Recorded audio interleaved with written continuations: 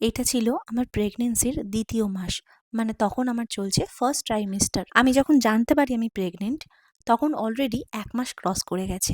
Unplanned প্রেগনেন্সিতে আলাদাই একটা অনুভূতি কাজ করে, আলাদাই একটা আনন্দ হয়। সেটা আমি আমার লাইফে ১ম এইভাবে না ঘটলে কখনো বুঝতেই পারতাম না। আমি তোমাদের সাথে অবশ্যই শেয়ার করব কিভাবে আমি ১ম জানতে পেরেছিলাম যে আমি মা হতে চলেছি। আর এই ভিডিওটায় ২ মাসের টাইমে দিনগুলোতে কিভাবে কাটাতাম, কি খেতাম সেটাই তোমাদের সাথে শেয়ার করছি। ১ম এ আমি রাত্রিবেলা একটা মুভি দেখছিলাম বরের সাথে 'মহাবতার নারসিমা', যেটা আমার ভীষণ ভালো লেগেছে। কারণ এটা আমি ঠাকুর দেবতার মুভি বা ঠাকুর দেবতার গান নাম করাও ভীষণ ভালো। বরের সাথে সকালবেলা আমি একটু বেরিয়েছিলাম। তারপরে বসিয়ে দিয়েছিলাম বাড়ি এসে মাছের ঝোল।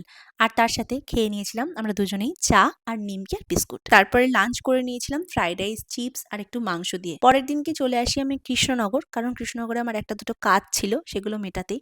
তো মায়ের কাছে এসে কি খেয়েছিলাম দেখো। মা যেদিন থেকে জানতে পারলো আমি প্রেগনেন্ট, মা আমাকে সমস্ত কিছু ভালো মন্দ খাওয়ানোর চেষ্টা করেছে। সকালেই দিয়ে দিয়েছিল চা, কারণ আমি দুধ চা তখন আর প্রেফার করতাম না। আর তার সাথে দিয়েছিল বিট আর গাজরের জুস, যেটা খাওয়ার পর আমার রিয়াকশনটা তো বুঝতেই পারলে। আর তারপরে নানপুরি খেতে চেয়েছিলাম, নানপুরি এনে দিয়েছিল। তারপরে বেশ খানিকটা লেবু কেটে দিয়েছিল, লেবুগুলো খেয়ে নিয়েছিলাম। তারপরে বসেছিলাম লাঞ্চ করতে। আর লাঞ্চে দেখো আজকে ছিল চিলি চিকেন, পনির, চিপস আর ভাত। তারপরে সন্ধ্যাবেলা আমি একটু চিকেন স্টু খেয়েছিলাম। আবার এটা ভেবো না যে একদিনে আমি এত কিছু কি করে খেলাম, কারণ এখানে কিন্তু দুদিনের ক্লিপসই নেওয়া আছে। ঠিক রাত ৮টার সময় মা একটু আলু কাবলি বানিয়েছিল বাড়িতেই।